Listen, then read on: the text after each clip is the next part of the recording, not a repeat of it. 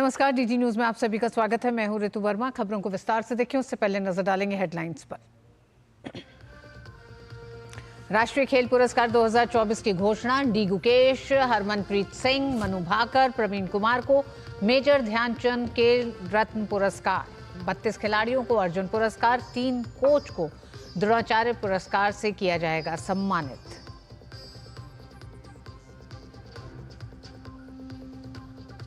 दिल्ली में फर्जी मतदाताओं को लेकर घमासान जारी। भाजपा ने फिर साधा केजरीवाल पर निशाना। कहा, सत्ता बचाने की कर रहे हैं कोशिश।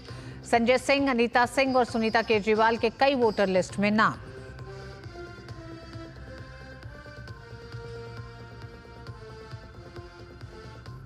बांग्लादेशी घुसपैठियों के खिलाफ सख्त एक्शन जारी। दिल्ली पुलिस ने किया घुसपैठियों को दिल्ली में बसाने वाले रैकेट का पर्दाफाश। लखनऊ में कार्रवाई के लिए मेयर ने लिखा कलेक्टर को पत्र।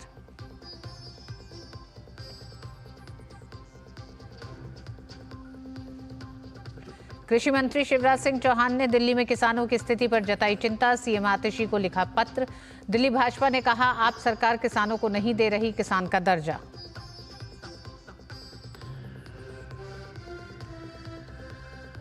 और बांग्लादेश की जेल में बंद चिन्मय कृष्णदास को नहीं मिली राहत। बांग्लादेश की चटगांव कोर्ट ने जमानत याचिका की खारिज। 25 नवंबर 24 को हुई थी गिरफ्तारी।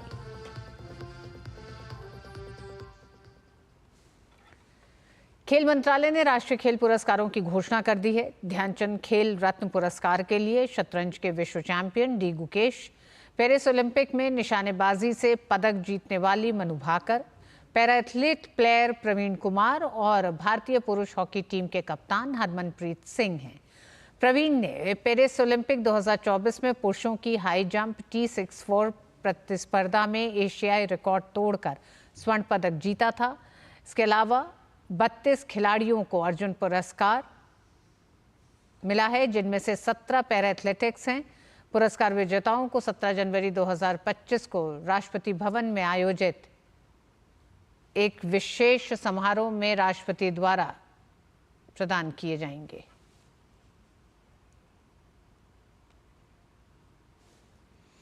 दिल्ली पुलिस ने अवैध बांग्लादेशी इमिग्रेशन रैकेट का भंडाफोड़ किया है। दिल्ली पुलिस ने 2 बांग्लादेशी और 2 भारतीयों को गिरफ्तार किया है। गिरफ्तार बांग्लादेशी पति पत्नी हैं, जिनका नाम बिलाल हुसैन और तानिया खान है। ये दोनों 2022 में भारत आए थे। इनका भाई अनीश शेख इन्हें भारत लाया था। अनीश फिलहाल पुलिस की गिरफ्त से बाहर है। पुलिस ने बताया कि इस केस में अभी तक इनके आधार, पैन कार्ड और बैंक अकाउंट्स ही मिले हैं। फिलहाल इनके पास वोटर कार्ड नहीं थे।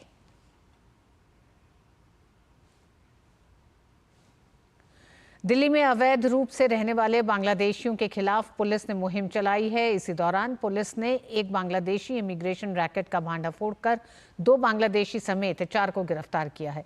इस बारे में दिल्ली पुलिस के संयुक्त आयुक्त संजय कुमार जैन से खास बातचीत की हमारे संवाददाता मुकेश शुक्ला ने। इलीगल माइग्रेंट्स जो बांग्लादेशी हैं, घुसपैठी हैं, उनके खिलाफ सख्त एक्शन में है दिल्ली पुलिस। हमारे साथ जॉइंट सीपी सदर्न रेंज है। सर, किस तरह का पूरा ये ऑपरेशन चला है? बड़ी कामयाबी आपने ना केवल यहाँ से लेके बांग्लादेश तक जो इनके किंगपिन हैं उन पर भी आपने नकेल कसनी शुरू कर दी है। जी, मुझे बताते हुए खुशी हो रही है कि साउथ डिस्ट्रिक्ट की AATS ने ये ऑर्गेनाइज्ड सिंडिकेट पकड़ा है, जिसमें कि हर पहलू पर जाँच की गई है कि किस रूट से आते थे, कौन कौन एजेंट्स इनको लेके आते थे और कैसे ये इंडिया में रह रहे थे, कौन लोग थे जो इनका फोर्ज डॉक्यूमेंट बनाकर इनको इंडियन पहचान देते थे ताकि इनका यहाँ पर इनको रहने में कोई दिक्कत ना हो। ये पूरे रैकेट के पीछे अनीश शेख, जो खुद बांग्लादेशी है, और उसकी वाइफ सपना, दोनों शामिल थे। इन्होंने 2 व्यक्ति जिन्हें हमने गिरफ्तार किया गया है, बिलाल हुसैन और उसकी वाइफ तानिया खान, इनको भारत में लाने का काम किया था। ये दोनों व्यक्ति, बिलाल और उसकी वाइफ तानिया खान, नेत्रकोना डिस्ट्रिक्ट बांग्लादेश के रहने वाले हैं। ये सबसे नज़दीक इनका मेघालय बॉर्डर पड़ता है।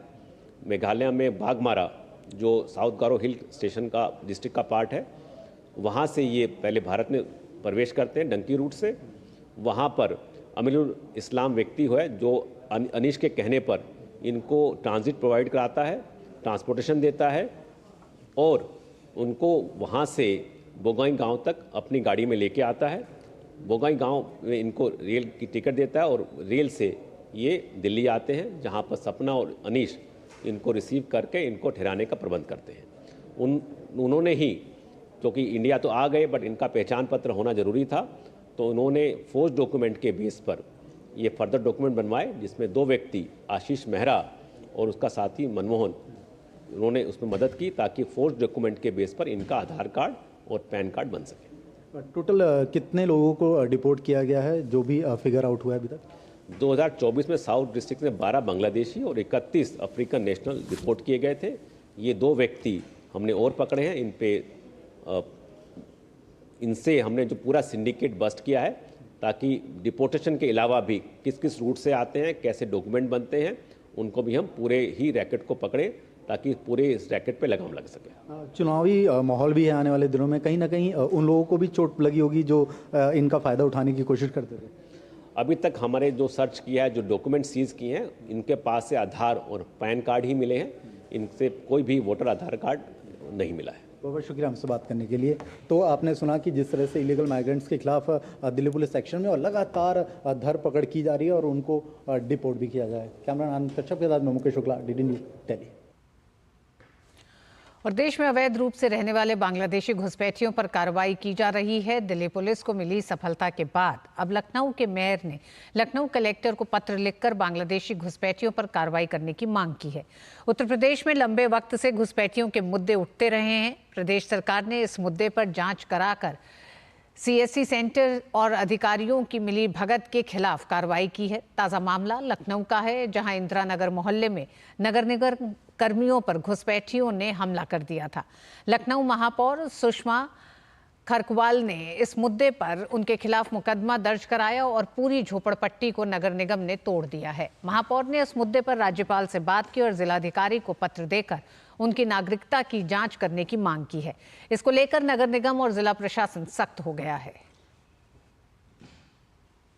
मैं डीएम साहब को एक लेटर दिया था अक्टूबर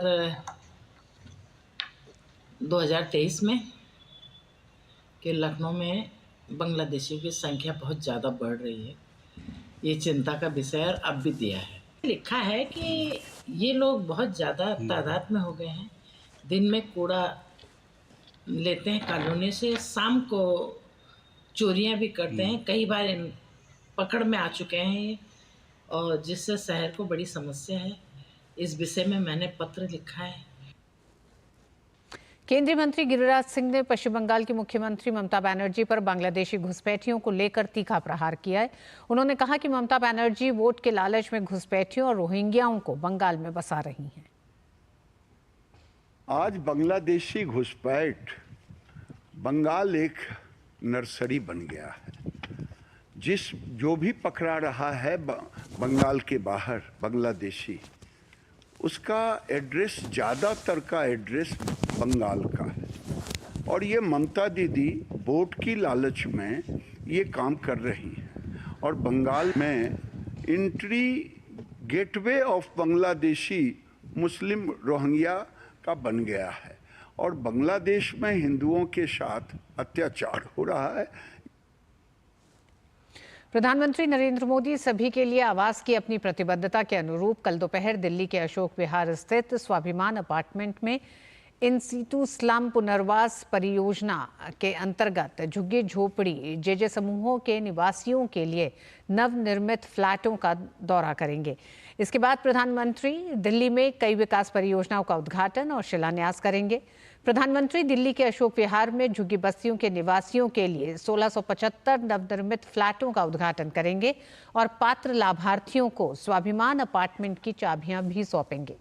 नवनिर्मित फ्लैटों के उद्घाटन से दिल्ली विकास प्राधिकरण डीडीए द्वारा दूसरी सफल इन सीटू स्लम पुनर्वास परियोजना को पूर्ण किया जाएगा। इस परियोजना का उद्देश्य दिल्ली में झुग्गी बस्तियों के निवासियों को उचित सुख सुविधाओं से सुसज्जित बेहतर और स्वस्थ परिवेश प्रदान करना है।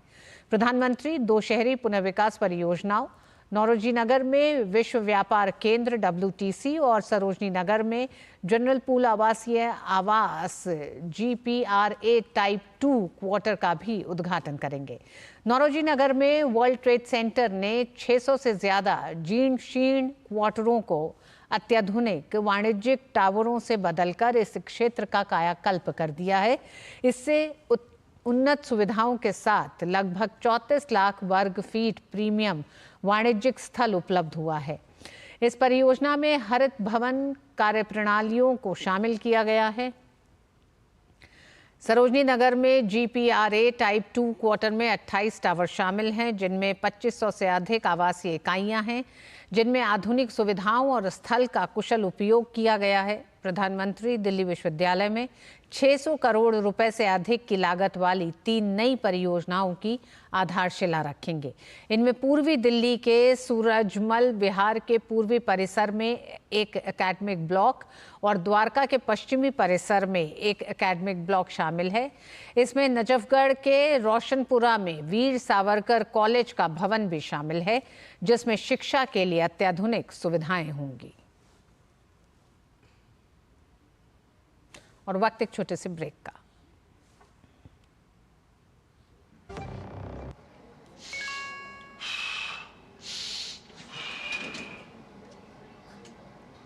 मैसेज आया है कि ऐप डाउनलोड करके इन्वेस्ट कर लो, रातों रात शेयर के भाव डबल हो जाएंगे। कर लो डाउनलोड, अगर पैसे से हाथ धोना हो तो। डॉक्टर रोगी कुमार, MBBS हूँ, MURKH नहीं हूँ। याद रहे, UPI कहता है अगर कोई आसान कमाई का लालच दे तो कहो मैं मूर्ख नहीं हूँ। जब धरती चीर कर निकलता है लोहे का पत्थर और मिलता है मोंगिया के जोश से, फिर तपता है, पिघलता है और बनता है फौलाद। अब होता है सरिया सारी खूबियों के साथ। मोंगिया स्टील, मजबूत देश का मजबूत सरिया।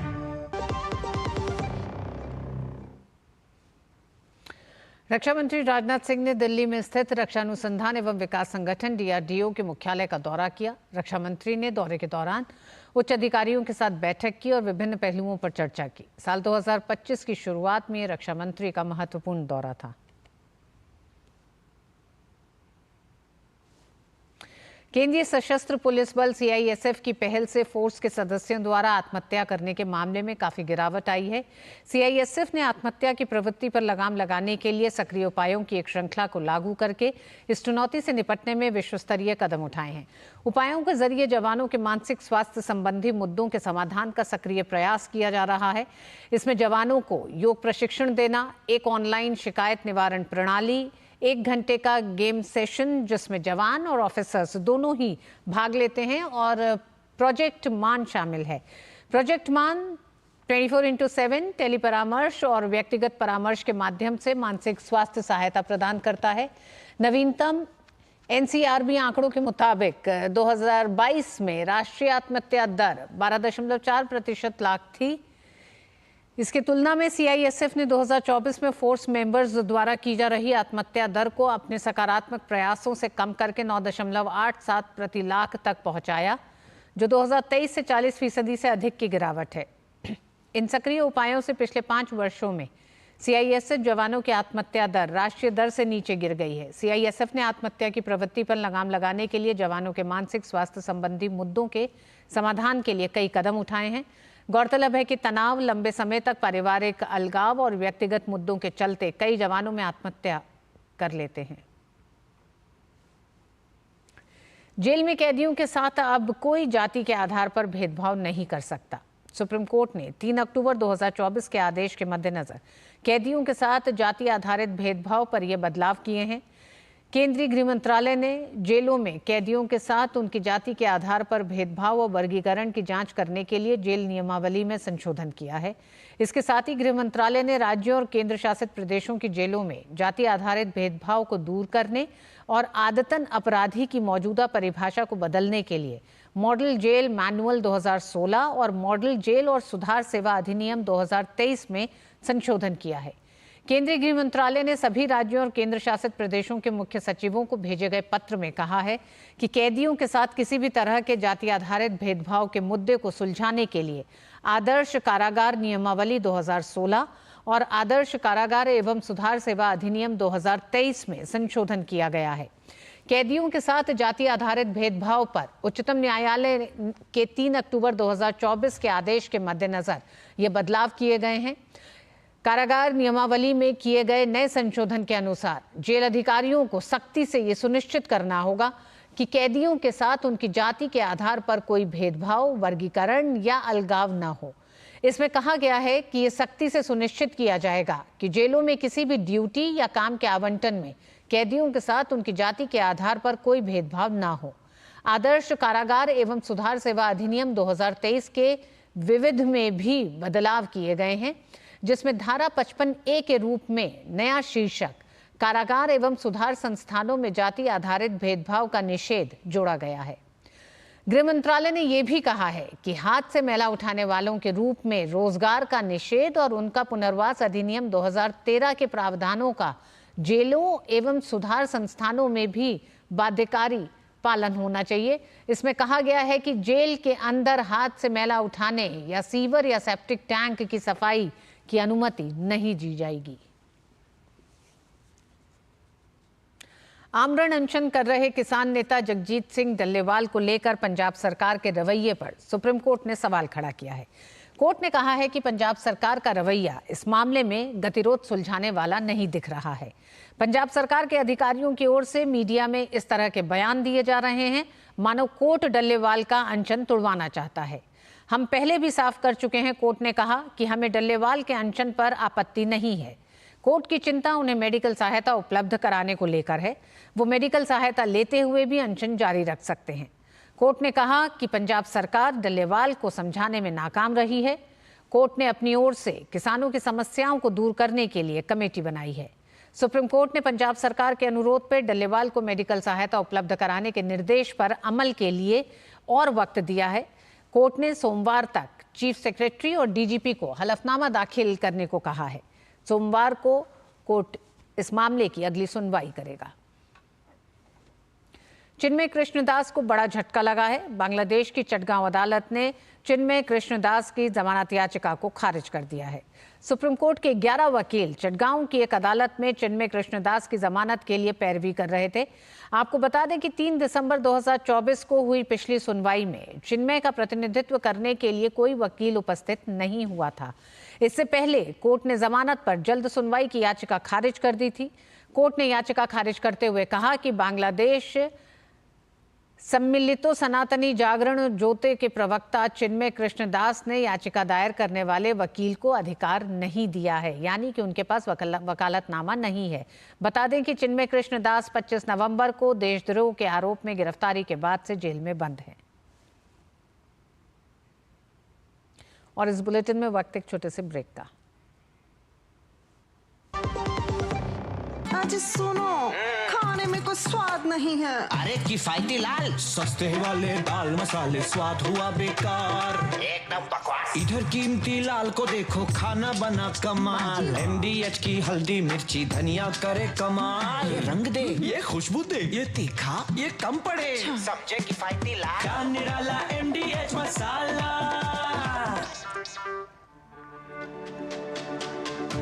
मेरी पसंद, मेरी पसंद, मेरी पसंद, मेरी पसंद, हमारी पसंद, हम सबकी पसंद। मजबूत देश का मजबूत सरिया मोंगिया स्टील। राजेंद्र आर्लेकर ने तिरुवनंतपुरम में आज केरल के राज्यपाल के रूप में पद और गोपनीयता की शपथ ली।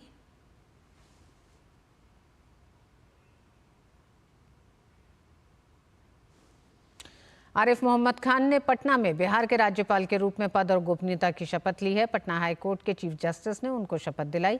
वह राज्य के 42वें गवर्नर हैं। मुख्यमंत्री नीतीश कुमार और दोनों उप मुख्यमंत्री सम्राट चौधरी और विजय कुमार सिन्हा के साथ अन्य मंत्री भी इस शपथ ग्रहण समारोह में शामिल हुए।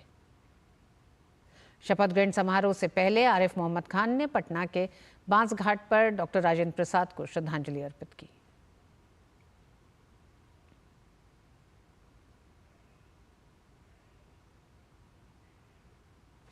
प्रयागराज में 13 जनवरी से 25 फरवरी तक होने वाले महाकुंभ के लिए पूरी तरह तैयार दिख रहा है प्रयागराज। उत्तर प्रदेश के उप मुख्यमंत्री केशव प्रसाद मौर्य ने कहा कि प्रयागराज अतिथि देवो भव की जिम्मेदारी निभाने के लिए पूरी तरह तैयार है।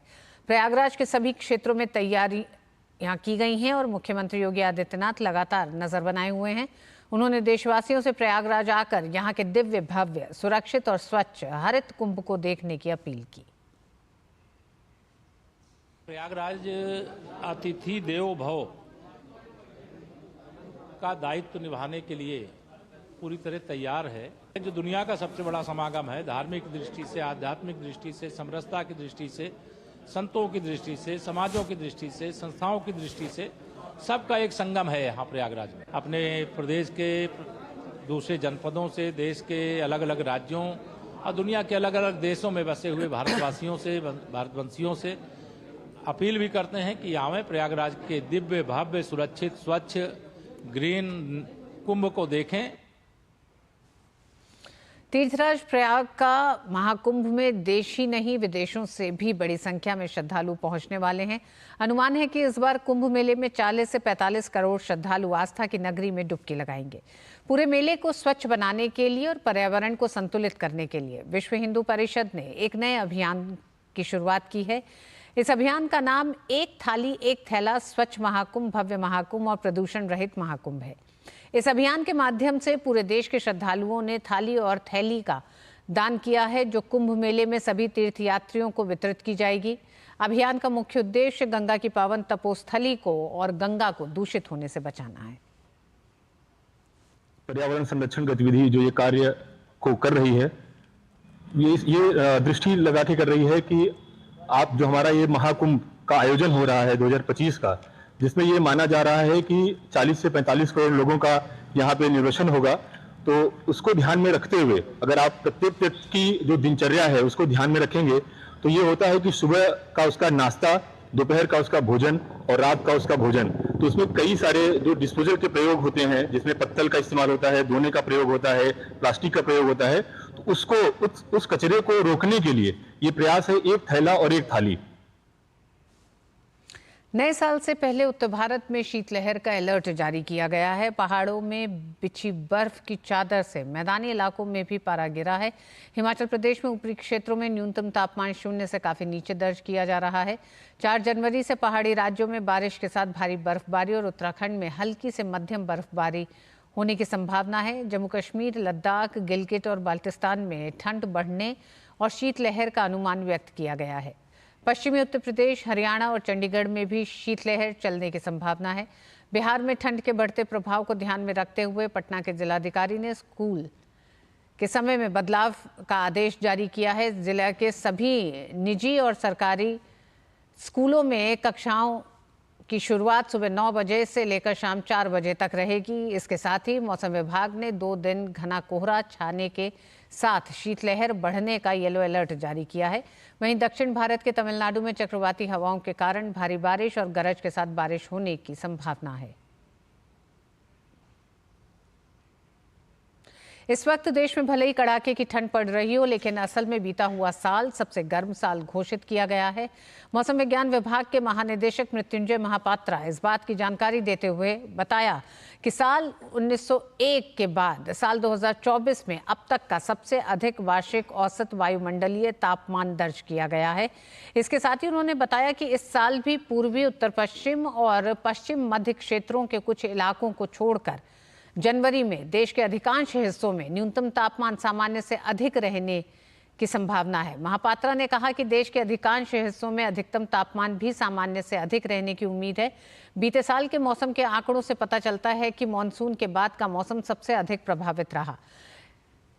इससे तापमान में 0.83 डिग्री सेल्सियस की वृद्धि दर्ज की गई है। देश भर में न्यूनतम तापमान में 0.89 डिग्री सेल्सियस और अधिकतम तापमान में 0.46 डिग्री सेल्सियस प्रति 100 वर्ष की वृद्धि देखी गई है। पूर्वी, उत्तर पश्चिम और पश्चिम मध्य क्षेत्रों के कुछ इलाकों को छोड़कर जनवरी में देश के अधिकांश हिस्सों में न्यूनतम तापमान सामान्य से अधिक रहने की संभावना है। और इस बुलेटिन में बस इतना ही। मुझे दीजिए अनुमति। नमस्कार।